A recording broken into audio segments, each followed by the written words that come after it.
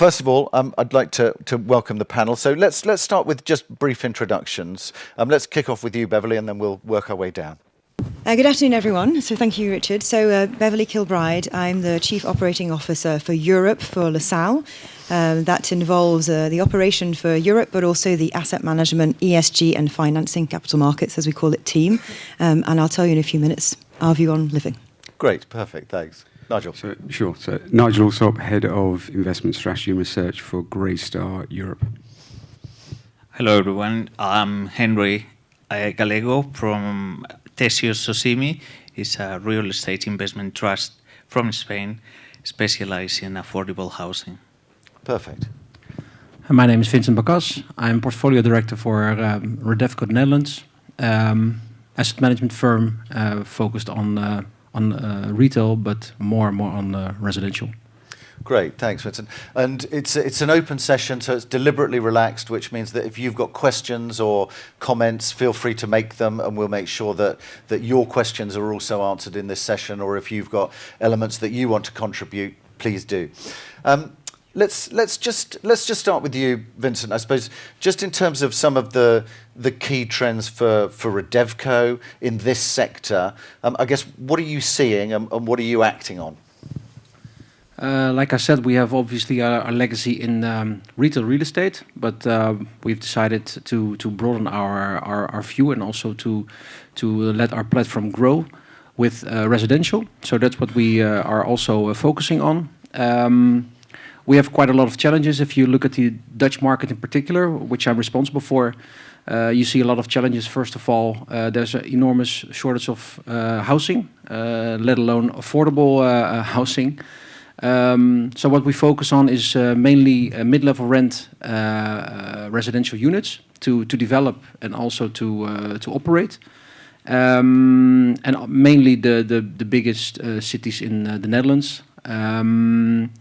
So yeah, that's mainly it, to be honest. And I think what's really common for other countries that we're also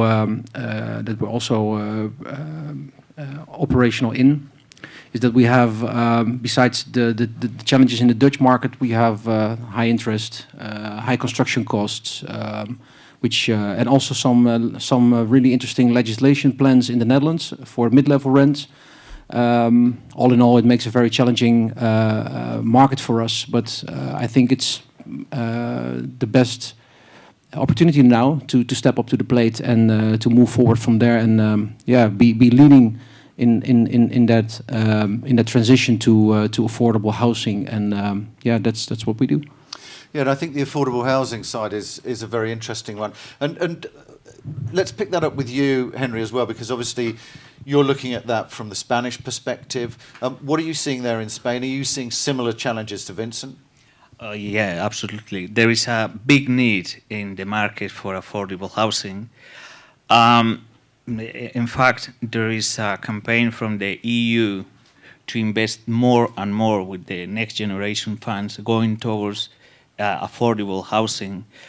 People are getting into difficult situations to live in big cities, and big cities, they don't, in prime locations, they don't give the opportunity to have affordable housing. So it's a big development outside of the big cities and the outskirts of the cities, where the working class people need to live in a pretty good condition, big houses, because in the prime locations you have very small houses and a very high price. So in Spain, for example, people is moving outside of Madrid, city center, Barcelona, and going to the outskirts of the cities because they can't afford it. And there is a need of I think for almost 500,000 units.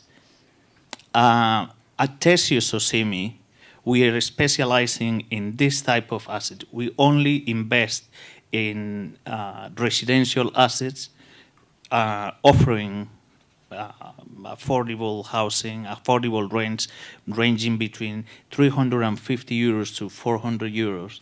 So that's real affordable housing.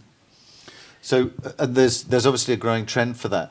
It would be interesting to pick up, I think, Beverly, for you, just what are you seeing in terms of the capital side, trends around that, increasing focus on the living sector more generally, and I suppose what are you seeing from the institutional capital? Have we seen a change? Have we seen more institutional investors wanting to be active in the market, particularly in Europe? Yes, exactly. So from LaSalle's perspective, what we're seeing from our investors, so our clients, is in fact a very acute interest in the living sector as a theme.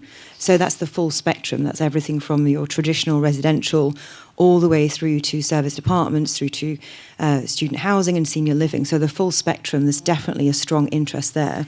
I also think it's combined with a very strong push for ESG standards and the willing and desire of investors to express their passion for implementing and influencing, because it's a product that has such an impact on the wider environment and the impact on society across the whole of the European markets. Okay, good. I'm going to drill down into that because I think there's some really interesting things, particularly around not just the carbon neutrality aspect of that, but also livability within cities and the social impact side of it, which can be very strong, of course, not just in affordable housing, but also in senior living, student housing as part of that as well. And Nigel, just coming to you, what do you see, I suppose, as some of the challenges? Pick up on any of the points that you've heard as well. But I mean, we've obviously seen, issues with interest rates. That cycle seems to be more challenging again in Europe than maybe we were thinking 3 weeks ago. We've got the current banking crisis coming out of the US. Right. There's a lot of new things appearing. So I suppose what do you see as the challenges, and then we will get a chance to pick up the opportunities afterwards. But sure. Well, I think they're all part of the same thing, certainly in the living sector. So if I kind of cut it in two, on the first hand, inflation is both a threat, quite obviously, in terms of construction cost inflation, which any developers will attest to, but it's also an opportunity. What we've seen, our hypothesis at the beginning of all this, maybe 18 months ago, is that there's a very strong correlation statistically between rents and inflation. In the US, where we have the data going back 50 years, there's for the wonky folks out there, there's a correlation coefficient of 95%. So inflation is as much an opportunity as it is a threat, but you just need to make sure you're in a market in that instance where your rental growth outpaces your OPEX growth so you can get your NOI growth. So inflation in that sense is both an opportunity and a threat. The second order effects, of course, of inflation are a tightening financial conditions. So rates are going up. That's clearly another threat. Certainly if you're an owner of assets at the moment, there the question is, can your NOI growth outpace the increase in yields? But at the same time, it's probably an opportunity. We haven't seen a ton of distress yet, but I think that's coming later on this year. So for more opportunistic buyers, there's probably going to be opportunities in the second part of this year.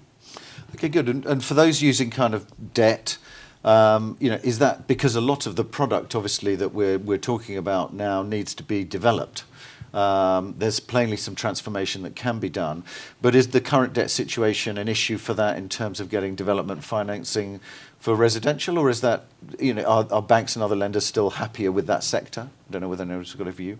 I can respond to that if you would. So at LaSalle, we invest in the living sector via our direct equity investments, but also very active in financing via our debt funds. And so, yes, we are seeing demand for those developments and those schemes, and those in particular that have managed to secure permitting in the current environment, so different dynamics in different markets in Europe. But those stepping forward and looking for that financing to be able to deliver that product is definitely something we're seeing. Okay, good, interesting. And obviously, you're a listed company, so your financing is slightly different. But I'd be interested to pick up as well on the point around the institutional investors. Are you seeing a growing, because affordable housing is quite a specific area, so are you seeing a bigger growth in terms of, let's say, international capital looking at Spain and particularly looking at this affordable sector?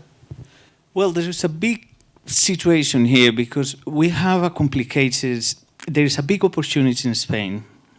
I'm just going to say, you were talking about developing, new develops. We don't invest in that. Okay. We recondition what we have in the market, everything that was left from the 2008 crisis. So what we have done is take all these buildings that are forgotten and put it in the market because the construction prices right now are too high. So, for example, we were talking earlier on, I think the constructions in total is about over 2,000 euros per meter. We buy those buildings, and with the capex that we need to put, it will be around 700 euros. So it makes sense. In terms of the interest from international investors, we do have international investors, but so far, international investors are only being focused on prime locations. They don't know the small places where we are because we don't invest in the big cities. We invest where there is some developments in terms of, for example, Amazon. Amazon, they don't have a logistic hub in the center of Madrid. It's in the outskirts, and that's where we are present. So for us, right now, it's teaching the investors to some geography, to tell them, listen, there is life outside Madrid, and this is the location where we are, and this is the process in which we are now. In terms of financing, it's complicated. It's complicated altogether. Even though that we are a listed company, we're still struggling sometimes to find the financing because of the location of our assets. Everyone says, great product, great project, but we don't like the location because they are used to prime location. Okay, that's interesting. It would be good to pick up, I think, with some of that as well with you, Vincent. In terms of the locations you mentioned there, and obviously, the cities, Amsterdam very densely populated, but the Netherlands generally pretty densely populated. And when you're talking about transformation, for those who don't know as much, can you give maybe an example of some of the transformation elements that you're doing and what you're trying to put into that, particularly in terms of livability? Picking up that social impact side. Yeah, first of all, hearing what affordability is in Spain, I think I'm going to move to Spain tomorrow because we won't make that levels. I would like to add something about we were talking about the financial part and the financial returns, but we as Redevco, we look further than only the financial returns. We also look at the social return. If you look at the Netherlands, for example, you have there's a growing demand for affordable housing, for housing in general, and especially affordable housing. By 2030, we need 1 million new houses. Looking at all the developments in terms of interest, construction costs, legislation, permits, that's a really challenging target. So we've decided to, whatever happens, to keep continuing investing in real estate and also find investors to invest so we can do the asset management for them. If you look at transformations, we have quite a lot of retail assets which are going to be repurposed in the coming years. And we are focusing not only on the building itself, but we also see it as an opportunity to make impact on the direct surroundings and also make the difference for the tenants, whether it's a family or it's a retailer or an office operator, for example. We want to make impact, and that's why we keep emphasizing that we look further than only the financial returns. We're in it for the long run. When we work on a transformation, for example, we have one in a very interesting city in the Netherlands, Groningen. It's a really particular special northern city in the Netherlands with a lot of students. We have some really big assets over there, retail. We all know that the high street has a big challenge of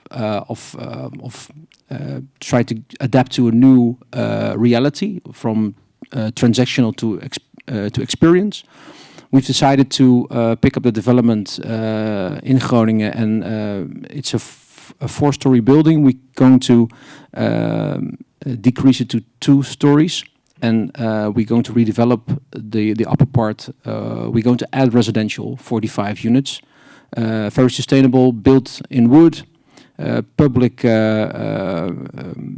bike parking, which is really critical in the city centers in the Netherlands. We're going to add it with all of the help of the municipality, who are really enthusiastic about it. So, like I said, we pick up the glove, like we said in the Netherlands, and we move forward, and we're really in it for the long run. So we keep investing. However, the market is fairly challenging at the moment. Okay, good. And feel free to pick that up, anybody. But I just wanted to ask you, Beverly, just in terms of the different subsectors, you mentioned there that you were, that at least there was institutional investment interest in all of those subsectors. So I suppose, how do you see that in terms of the mega trends? You know, is there more interest in senior living, which you would suggest that, you know, given the kind of demographic time bomb that we've got, particularly in Europe, would be the case? Or is it student housing? How are they seeing those sectors? How do you see them?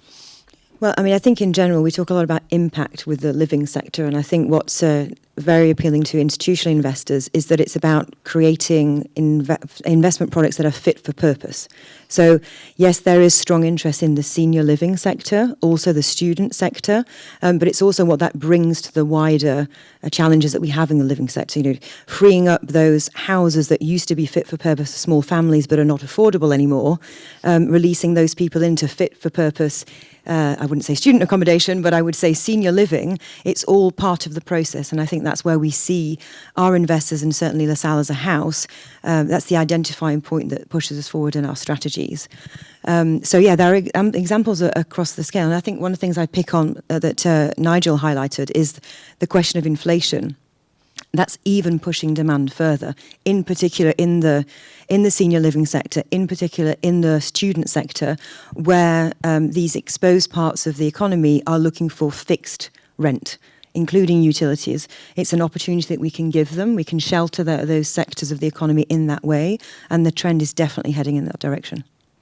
Okay, good. And Nigel, it'd be interesting to pick up on some of the, you know, the social impact side, affordability, those aspects, particularly for Greystar, what the strategy is there, and I suppose how you're delivering that out into the market here in Europe.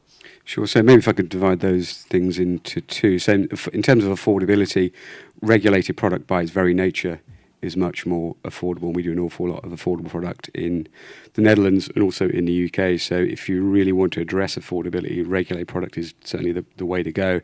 I'd say that my experience so far of speaking to investors, there's a general nervousness about rent-regulated product, mostly because there's not much known about it. But what I would say is that where we have done investments in regulated markets, you tend to find you dial down the risk in some markets, because you kind of, if the initial rent is set, then you kind of know exactly what you're underwriting to. You probably know where you're going to be in terms of growth because it's indexed. You probably know you're going to be fully leased. Certainly on some of our assets in the Netherlands, we have waiting lists of a couple of thousand, so leasing risk is taken off the table. So actually by doing well, you can do good in terms of better risk-adjusted return. So in terms of affordability, definitely regulated product. In terms of energy efficiency, is another interesting thing. But what we've seen over the last year, and this was maybe a hypothesis last year, it's probably the greater regulatory risk. They're somewhat intertwined.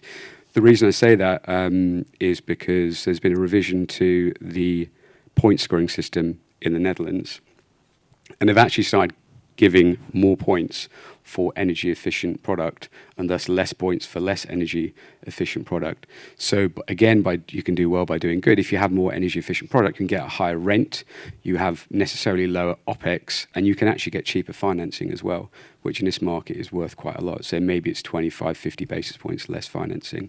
So again, you know, part of this is all bound up with doing the right thing, but also sort of doing well by it. One of the things I would say as well, just the last thing on energy efficiency, is that I feel as though that is the real regulatory risk out there. So normally when people talk about regulatory risk with residential, what they mean is rent control. But if you just look at, say, maybe I talk about the office sector because I've got some statistics in the back of my head, but I think it's like 25% of the office stock in the UK from April of this year will be not fit for purpose. 75%, no, 50% by 2027 and 75% by 2030. So there's clearly, just to explain what I mean with those dates and those proportions, if you don't have a minimum energy performance standard in your office building by that date, then you won't be able to lease it. And if you can't lease it, you can't finance it. And if you can't finance it, you can't sell it. So the real regulatory risk out there, I think, is rent control is understood, but energy efficiency is a massive one, and it has to be understood with any existing asset when during the underwriting process.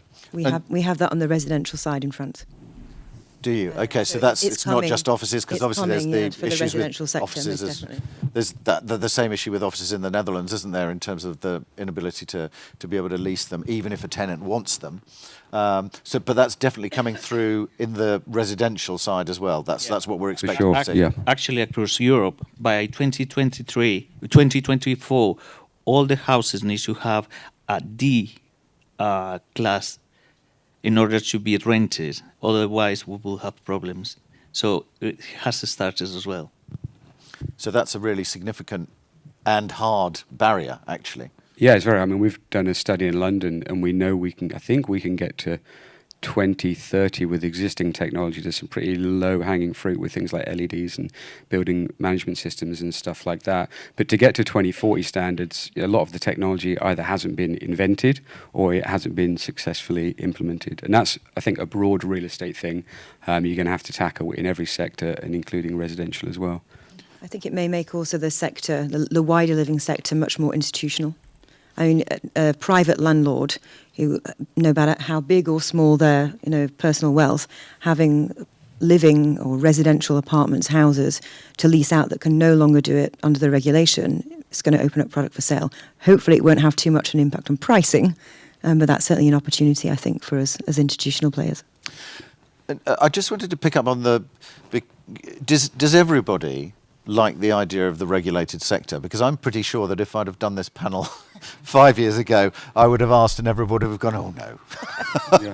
We're actually fans of it. Okay. Yeah, all right, no, good. we are.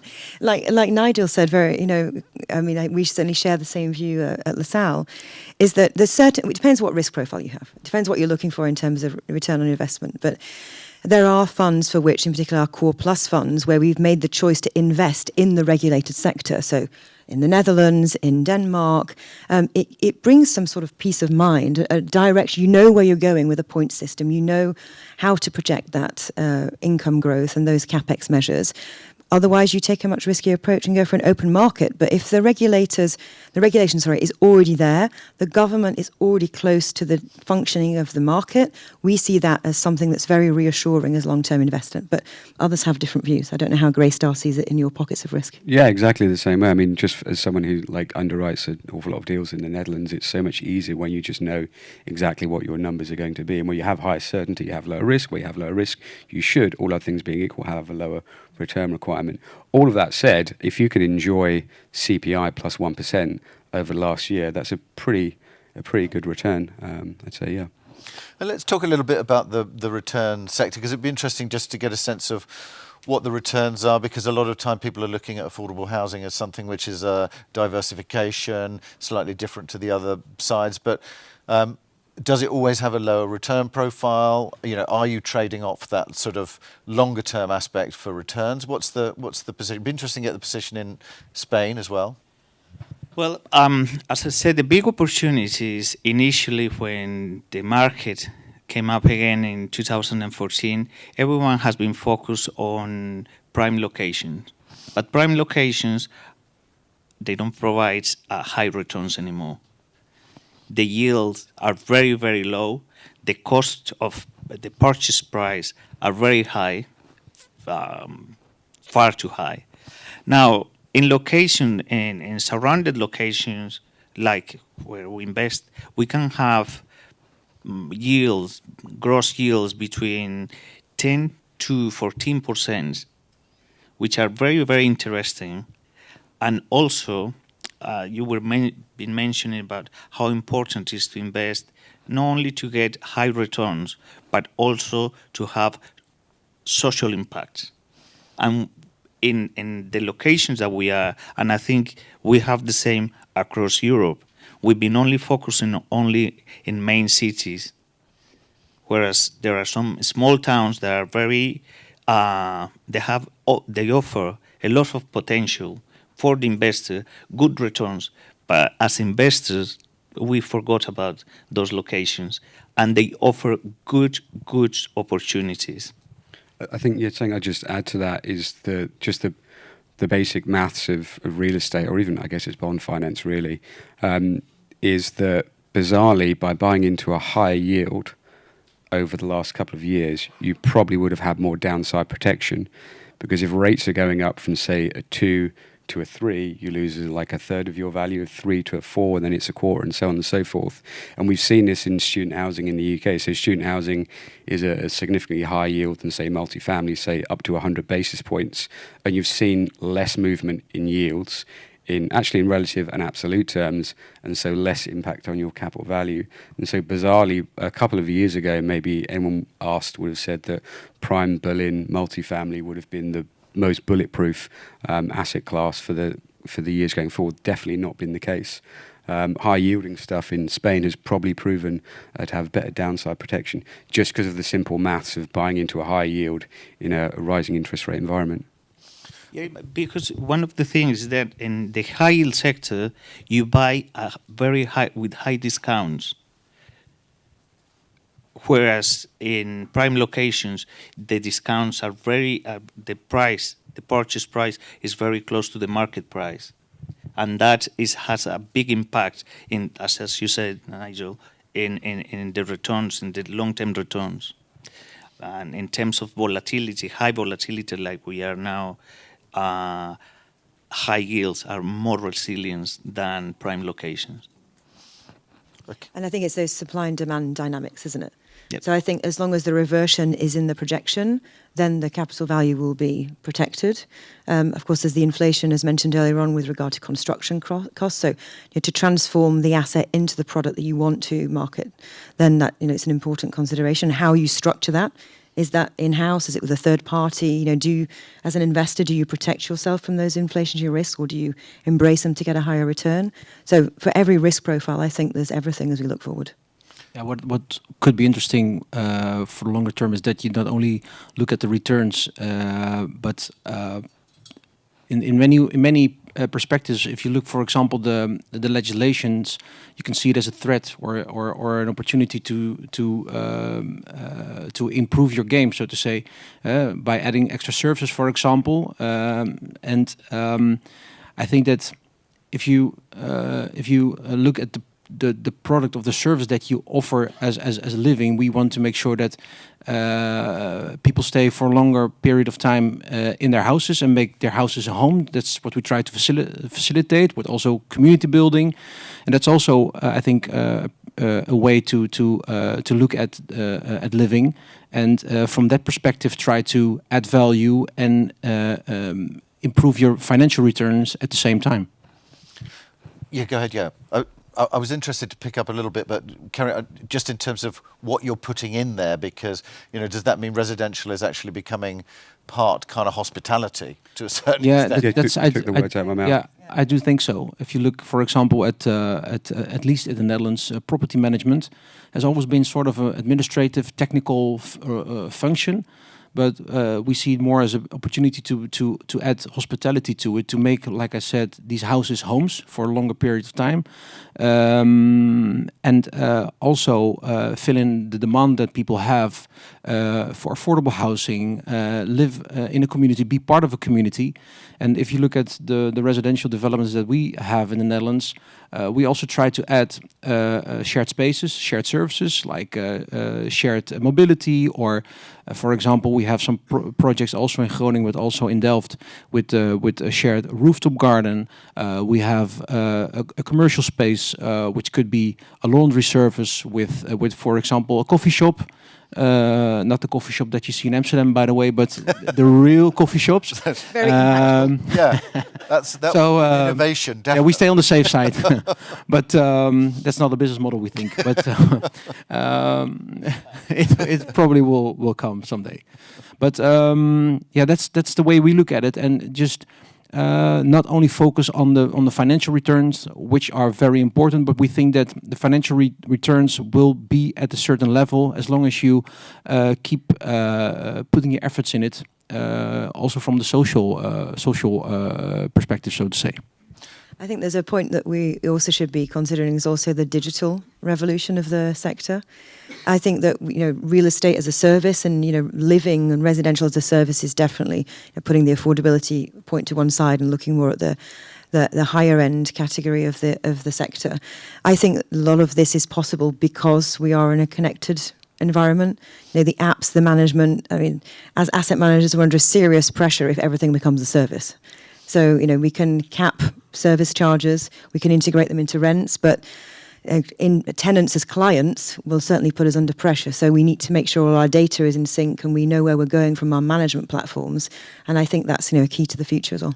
I think this is a paradigm shift. Something that I've found as I went to Greystar. So maybe historically in the UK, and certainly like from the explosion of the buy-to-let boom, you've had this emergence of these sort of rentier landlords, I think is a French term to describe people that are really just trying to extract rent from tenants. And the tenants really regard their rented property as just somewhere they live until they can afford to buy somewhere. What we're seeing now, I think, with build to rent in the UK is this emergence of real estate as a service where you have to kind of compete and offer a superior product with a superior service. In order to win customers and to get higher rents. And the interesting thing as well is that, and we've seen this in the US, we've seen this in Europe, is that the general assumption is that people that rent are people that just those that can't necessarily afford to buy. That's definitely not the case. There's lots of cities where we're invested, where you have highly mobile professional workers who maybe they're expats from a different country. They may be there for a couple of years. It's probably too expensive and frankly too much brain damage to buy somewhere for a couple of years, so they'd rather rent. And the service level in some of these apartments, there's one we have, this is not typical of our product, this is a pretty high-end product, but something we have in Manhattan called the Chelsea, where they have this digital concierge service called Hello Alfred. And if you're out for a walk in Central Park or whatever fancy people in Manhattan do, you can basically open up the app and ask someone to take out the trash or to walk the dog or whatever. But the level of service is the likes of which you'd only see in hospitality. And that's kind of what it means, I think, to be in the rented sector and to compete for residents rather than just taking it for granted and acting like a rentier landlord or something like that. Yeah, and interesting. I had a coffee with a friend from the banking sector yesterday, who is also lending into the residential market, particularly in the US, and was saying exactly that there's just a huge amount of service levels going into it. So you're beginning to get, everything you're discussing there with gyms and all of those things, but also then co-working spaces and different things like that appearing for people who don't necessarily want to go into the office but don't want to be in their flat either to work. So for some of our products in London, that co-working space now in a sort of post-COVID world, if we can say post-COVID, it's kind of like a hygiene factor. It's the minimum standard. It's what they expect now. So in the same way as for office, you maybe have this sort of war for talent. Equally, for some of these buildings, there's a war for residents where you have to offer the best possible services to get those high rent checks. Okay, good. I wanted to drill down a little bit in terms of locations, opportunities, what you're seeing. Let's start with you, Henry, because you've mentioned secondary locations. So I suspect there may be some people who will know them, but I can guarantee I probably don't. So what are they? And then I'd be interested to see whether those kinds of things are opportunities. You're obviously have a strong footprint there in the Netherlands, so you can also spot those opportunities. But it'd be interesting as well just to compare that with Greystar and LaSalle, who you've got a much broader remit, and is that just too granular for you? But I want to hear where some of these opportunities actually are, Henry. So well, our opportunities, we look at these locations where, like for example, 100 kilometers from big cities such as Valencia, Madrid. Everyone knows those locations, those cities, but there are some surrounded areas, even 50 kilometers away, and the prices go down from being in Madrid, €1,500 for a 40 square meter apartment. You drive 40 minutes and you find 90 square meters apartment for €450. And that's where we are focusing now, in locations like Toledo. I don't know if anyone's know Toledo. Well, we are in that part. For us, it's not the location. For us, it's where we can rent. We buy the property, but we make sure that we can rent it. That's for us is the key point. It doesn't matter if the location, if that town has 1,000 or 100,000 inhabitants. For us, is the possibility of having that house rented for a long-term period. We were mentioned something that very important. We are in a process of transformation, a total transformation of the real estate market, and especially in residential, is a service. It's so important now to maintain, to keep that tenant, to provide additional services in residential, in letting. Yeah, you did have some service, but now it's more demanding, and you want to compete, and you want to keep that tenant. And if the tenant is good, you want to keep it even more. For us, for example, having a tenant for 10 years is much better than keep changing every 3 years that it used to be before. And it'd be interesting just to pick up from you. I mean, obviously, you've got the main locations, but presumably as well, Vincent, there's other slightly smaller cities where there's opportunities as well in the Dutch market. Yeah. Well, we don't talk about distances of 100 kilometers in the Netherlands because it's a little bit smaller than that. Belgium and You'll be in Germany rather quickly. But yeah, it's true. We also look at smaller cities. If we talk about Amsterdam, we talk about the Amsterdam region, for example. So it's not really Amsterdam. They do have the same postal code, but I mean, it's just all on the outskirts of Amsterdam. But what's really important for us in terms of interesting assets to invest in or have other investors invest in, and we do the asset management and we advise them, is a public transport. I mean, if you look at the congestion in the Dutch highways, is just I experience it every day. It's really terrible. And if the public transportation is not that well or not going to be developed in the short term, then we advise not to invest in it.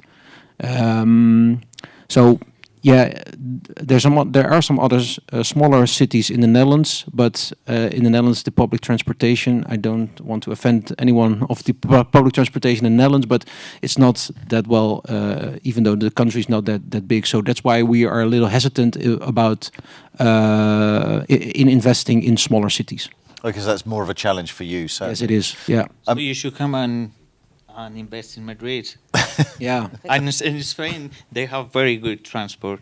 Public transport is very good across Spain, and that's even though it's big, it's a big difference from the north to the south. And well, interesting to get I'm your based in perspective. Paris, so I won't make comments about French striking public transport networks today. With a few tomatoes thrown at me from the audience. I just want to share the view that LaSalle, I mean, as I've mentioned previously, we have the debt business that can go maybe more granular in terms of platforms that we can finance and wider scale projects. On the direct side, it's very much about assessing exit strategy. So yes, we are much more focused on larger cities, the demographics that, there's less risk associated with investing into smaller cities where potentially the size or the scale that we're looking for would actually provide an oversupply situation.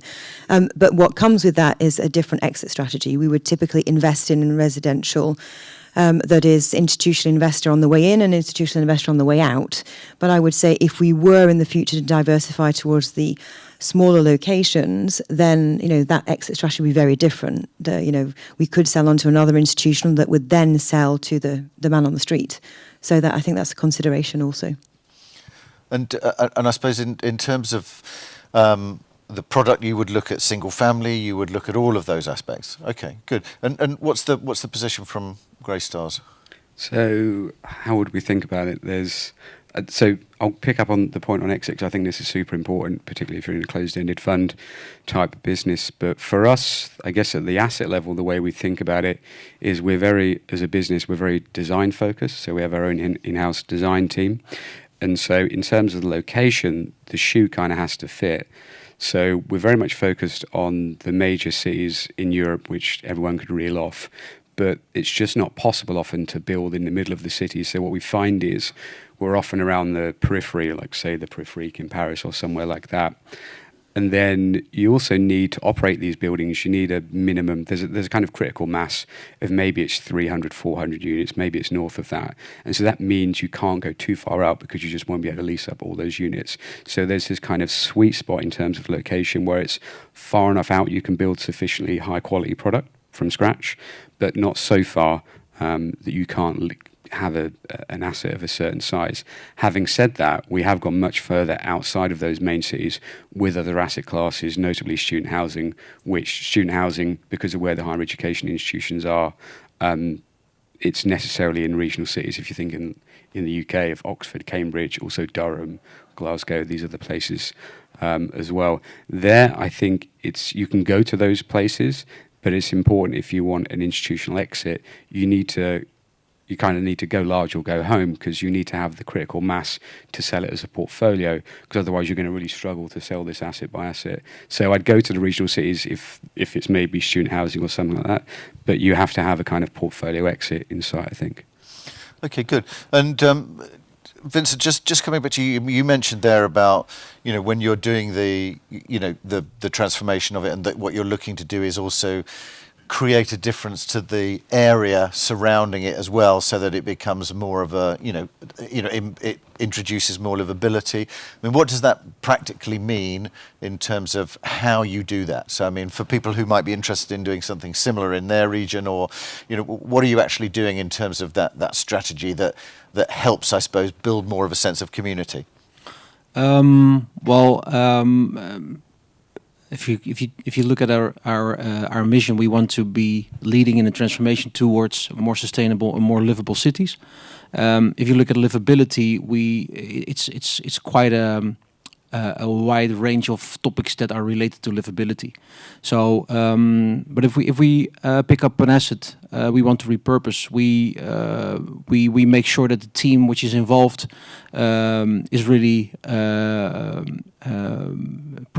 ready for that particular challenge. So we have intensive talks with the municipality. We make sure that we have the architect and the developer involved, which are very well up to date with the demands of the local market and also the developments in the local market.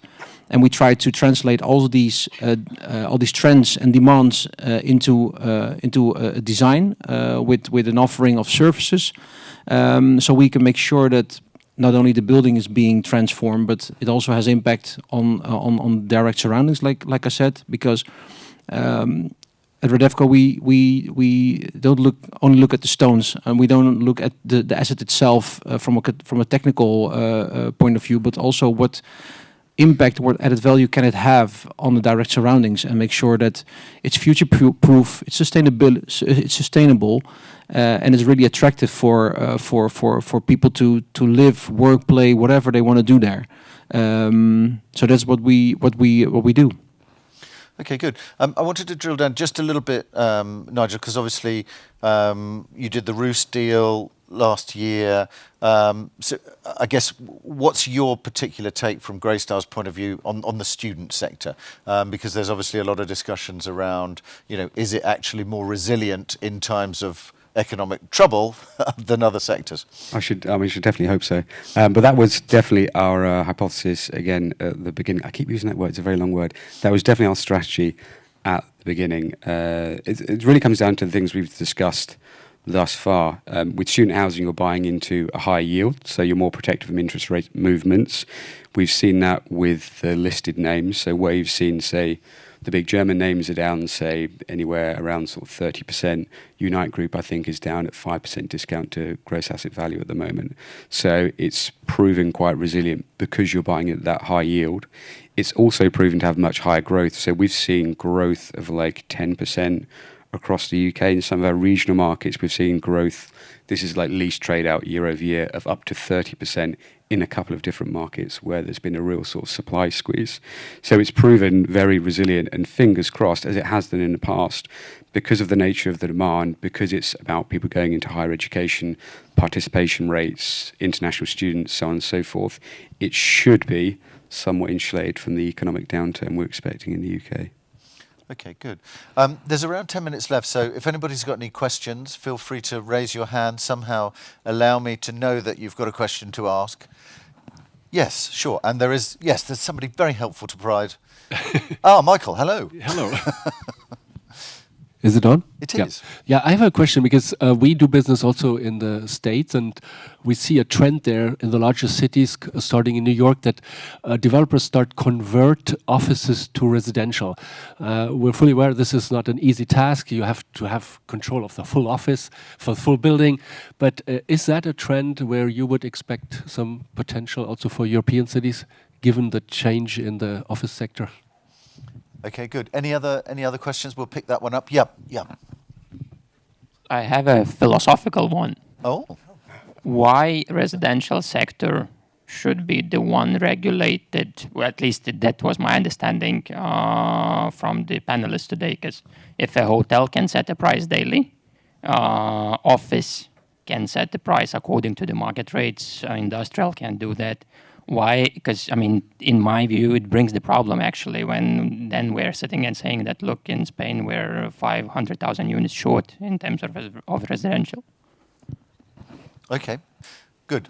Which one do we want to start with? I can take... The trains and the office. Yeah, that Okay. sounds slightly easier.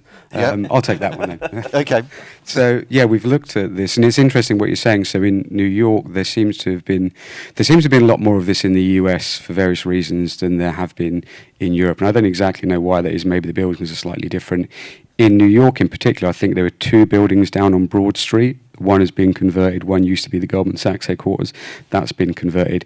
It's surprising that they've chosen those buildings. I don't know how successful they've been, because when we've looked at this ourselves, it's down to the bricks and the sticks. So the size of the floor plate is phenomenally important. It needs to be deep enough to accommodate an apartment, but not so deep that light can't penetrate from the windows. It also can't be so tall, because the taller an office building is, there's this kind of geometric relationship between the size of the lift core, because you need more lift passengers in an office than you do in residential. So it becomes very inefficient with very tall office buildings, because so much of the space which would otherwise be residential is given over to lift space, if that makes any sense whatsoever. And so there's that, and there's some other sort of design considerations as well. But when you run a screen across that, and there was an interesting article in the FT on this, that some guy designed an algorithm where he went through all the buildings in Manhattan and worked out which could be converted. And it was something like 1%. It's a very small amount. So I think, the other interesting thing I found the other day, I found this interesting at least, speaking to an architect, is that if you're going to convert an office building to residential, you're going to need to put in a lot of bathrooms, a lot of kitchens, which means you're going to have to drill through the floor. Now, if you have post-tensioned steel concrete, then you drill through that, then you basically, I'm told that's a very bad thing. Equally, if you have like a waffle, you're probably going to be dinging the drilling all the way through. So you've got to be very careful of the floor. So it's a very risky thing. I think there's going to be a lot of people that give it a go, probably quite a few that make a mistake. It's probably one of those where you want to be the second or third owner, but not the first one to give it a go. I would like to add something about transforming offices to residential. We are working on some developments as well, from offices to residential. At least that's what we're planning to do.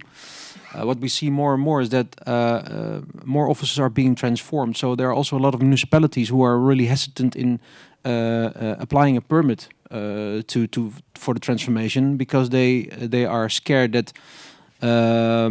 They fear, or they have a concern that the number of square meters of offices will be too low, and that they won't be attractive enough as a city for certain companies to be in their municipality. So that's also something that's going on in the Netherlands, at least. So that's really an interesting thing that could help us or could hinder us from moving forward. Okay, good. Yeah, so I can pick up on the second question, and there's actually a connection with the answers that have been given here. If I understand correctly, the question was, why is the living sector regulated, yet the office sector or other sectors not regulated? Is that right? Okay.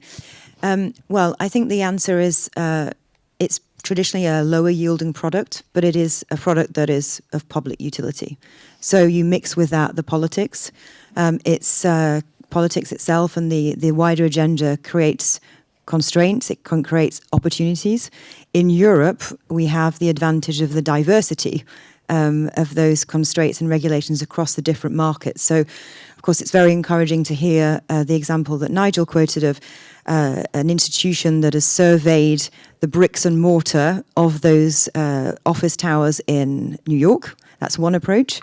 If you bring the example closer to here, so the city of Paris, which is currently reassessing the way that the planning system works, they've taken a very different approach. They've disregarded the way that the buildings are structured, and they have chosen to stick stickers on the buildings, taken a plan of Paris, allocated the right number in their view of residential projects. So if you were to have an office building today, you want to apply for a permit to renovate it, you would be subject to putting at least 30%, if not a higher figure in the near term, of residential within that. So there's different ways of achieving the agenda of shifting the market towards a living sector and fulfilling that demand that's coming from the man on the street, rather than just leaving it to the free market. So that regulation, as we said earlier on, is opportunity for some, hindrance to others. But in Europe, because there are so many differences, we can have that opportunity or that risk. Okay, good. Thank you. Any other last questions? I'm going to scan for around 10 seconds until I get to the end of this sentence, and if there are none, and there are none. Excellent. Right, my last question is, so I guess biggest trend, biggest opportunity. Let's start with you, Vincent. Biggest opportunity is obviously in the Netherlands, extreme demand for housing, affordable housing. Biggest threat, legislation and permits. Okay, so a real challenge around legislation, Yes. permitting, planning, Yes. those kinds of Yeah, and mainly legislation. I said earlier, it's an opportunity or a threat. We see it as an opportunity, but there in the Netherlands it's still quite unclear what the final direction will be and what impact it will have on our assets and the returns.